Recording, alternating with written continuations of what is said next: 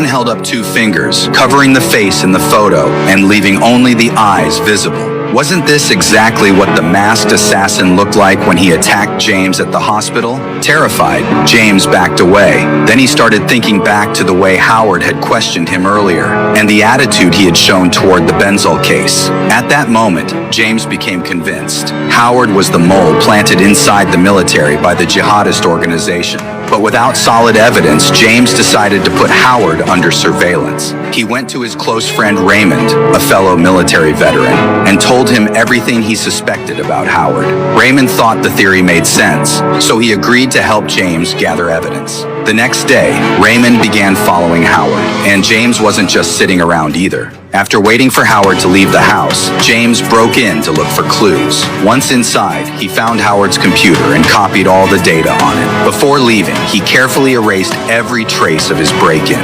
That was exactly what you would expect from a former Special Forces soldier.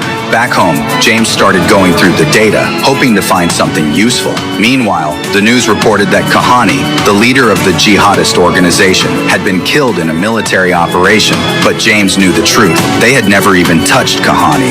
The report left him deeply confused, but everyone around him was cheering, celebrating this empty victory.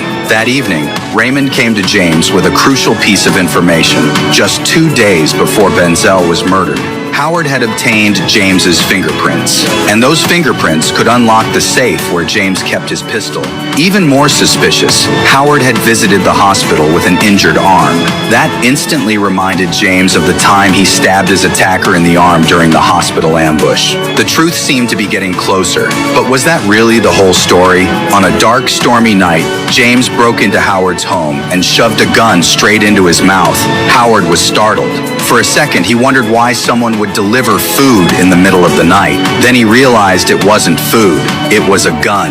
James demanded to know who Howard was working for and who wanted him dead.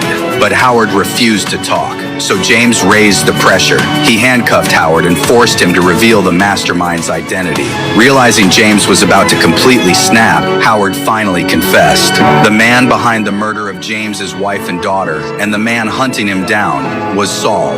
After getting the answer he wanted, James prepared to let Howard go, but Howard didn't know how to play fair. He tried to launch a sneak attack, but his reflexes were no match for a bullet. James shot him dead.